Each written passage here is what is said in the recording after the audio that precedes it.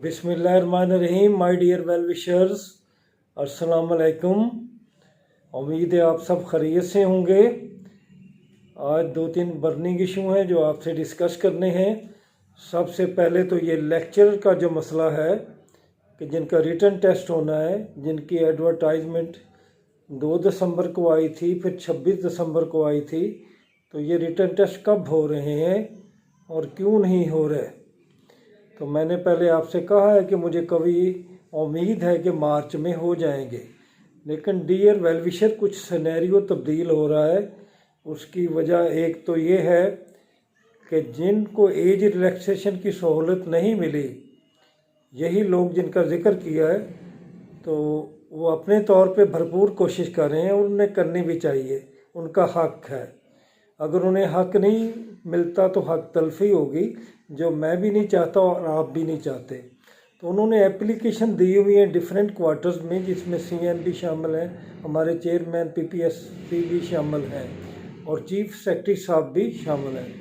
अब मामला चूँकि ये कुछ कॉम्प्लिकेटेड है, ऑर्डर CM की तरफ से हैं एज रिलैक्सेशन के, तो हमारे चेयरमैन PPSC और सेक्रेटरी PPSC कुछ नहीं कर सकते, सिवाय ये कि वो प्रपोज़ल दे सकते हैं। तो इन्होंने एप्लीकेशंस भी दी हुई हैं मेरे एस्पायरेंट ने, और कुछ लोग जो कि मुझे पता चला हाई कोर्ट में भी चले गए हैं।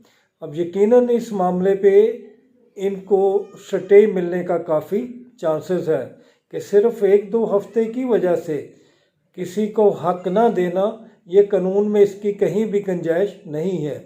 अगर ऐसा होता है तो फिर ये आपके पेपर माह रमज़ान के बाद, ईद के बाद जाएंगे, तो ये तसल्ली रखें। और दूसरा, जो 2 हमारे पेपर्स होने हैं, जिनमें एक असिस्टेंट कोऑपरेटिव सोसाइटी, ये बहुत उम्मीद है कि ये मार्च के एंड में अब हो जाएंगे, क्योंकि नायब तहसीलदार का पेपर जो है वो 6 मार्च को हो जाएगा। तो मेरी उनके लिए दुआ भी है और उन्हें ये एडवाइस भी है कि अपने दिए गए टाइम को बेहतरीन तौर पे इस्तेमाल करें, बुज़ुर्गों की दुआएं लेके आएँ, नमाज पढ़ के आएँ और 3 हिस्सों में टाइम को तकसीम करें। एक तो आप पहले जितने सवाल आते हैं जल्दी से कर लें, और फिर सेकंड फेज़ में जाएं, जो पॉसिबल है वो करें। अगर आप देखते हैं कि 60-70 बिल्कुल ठीक हैं, 75 ठीक हैं, तो फिर आप बाकियों को मत छेड़ें।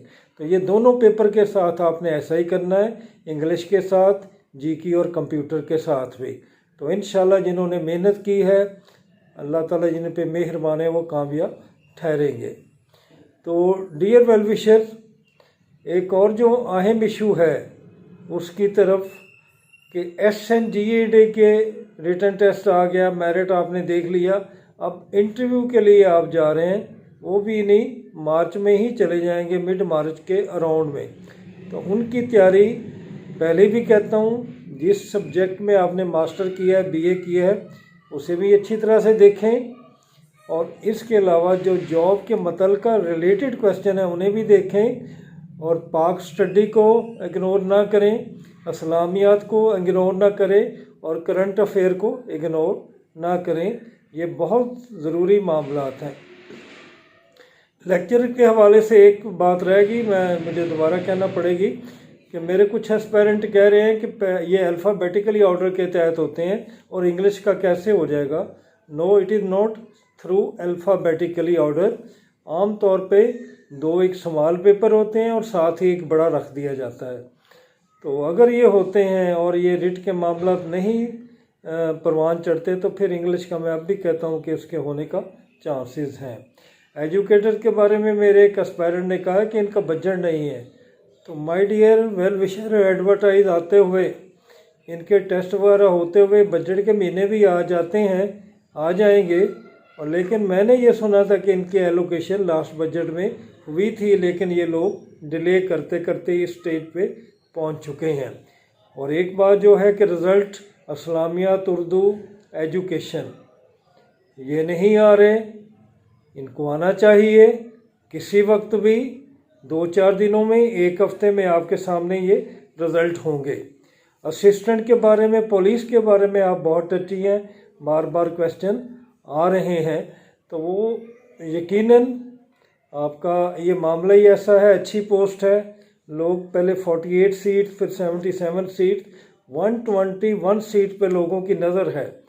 तो ये मार्च में ये प्रोसेस हो सकता है, कॉरिजेंडम वगैरह का या एडवर्टाइजमेंट दे के हफ्ता दे दिया जाए और फिर ये इम्तिहान जो है वो ले लिया जाए।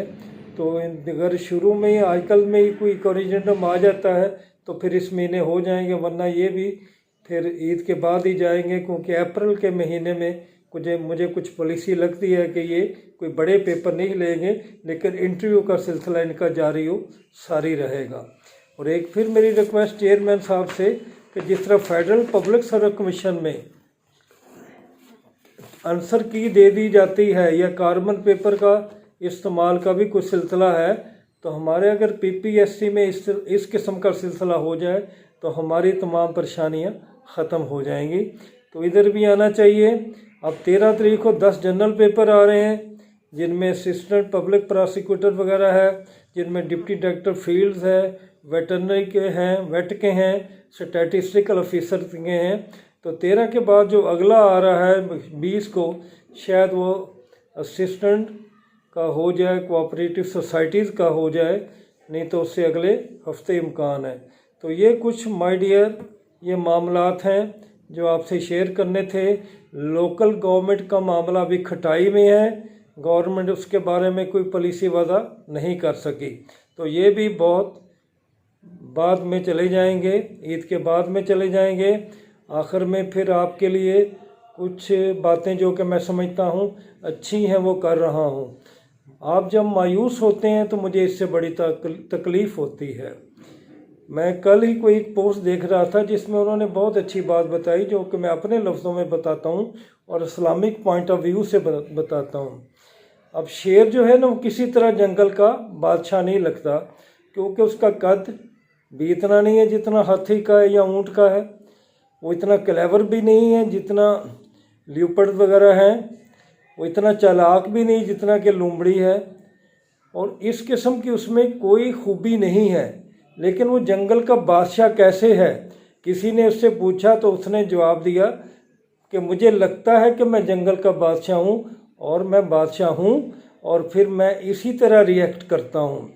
तो अगर, क्योंकि शेर का ये बिलीफ बड़ा स्ट्रॉन्ग है, अगर आप अपना बिलीफ स्ट्रॉन्ग कर लें कि आपने पीएमएस क्लियर करना है, लेक्चरशिप क्लियर करनी है, या जो भी पेपर आता है करना है, और उसके बाद उसके मुकाबले में फिर रिएक्शन भी ऐसा करें, आप अपना जो है एटीट्यूड बदलें।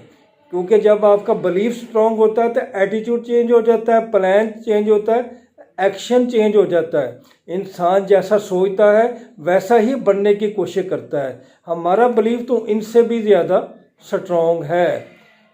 हमारा बिलीफ तो हमें कुरान पाक में मिलता है, सूरत वती में ये आया है कि इंसान जो है वो अशरफुल मखलूक़ात है, best creation of the world universe. अल्लाह ताला फरमाते हैं कि लक़द खलक़नल इंसान फ़ी अहसन तक़वीम। जब वो ये कहते हैं, जब हमारा दीन ये कहता है, तो आप फिर कोशिश क्यों नहीं करते? आप क्यों नहीं आगे बढ़ते? आप अपनी सोच को तब्दील क्यों नहीं करते? आप फजूल बातों में क्यों वक्त ज़ाया करते हो? आप अपना मकसद का तयन करके मेहनत उसके मुताबिक नहीं करते। आप मकसद का तयन तो करते हो, एटीट्यूड चेंज नहीं करते हो। आपका एक्शन प्लान वहीं रुका हुआ है, आपकी मनसूबाबंदी वही रुकी हुई है, सिर्फ बातों में नज़र आते हो। अगर आप अपने अंदर कंप्लीट चेंज ले आए और अपने बिलीफ के मुताबिक हिम्मत और कोशिश करें तो इंशाल्लाह आप कामयाब होंगे। पहले भी मैं एक शेर आपको सुनाता हूँ आज फिर, क्योंकि ये सिचुएशन ही ऐसी है कि ए जज्बा दिल अगर मैं चाहूँ हर चीज़ मुकाबल आ जाए, ए जज्बा दिल अगर मैं चाहूँ हर चीज़ मुकाबल आ जाए, मंजिल की तरफ दो गाम बढ़ूँ, मंजिल की तरफ दो गाम बढ़ूँ और सामने मंजिल आ जाए। तो आप अपनी मंजिल की तरफ बढ़िए, लेकिन नेक नीयती के साथ, अपने बिलीफ के साथ, अपने एक्शन के साथ इंशाअल्लाह आप कामयाब ठहरेंगे। अल्लाह ताला आपका हामी व नासर हो। खुदा हाफिज़।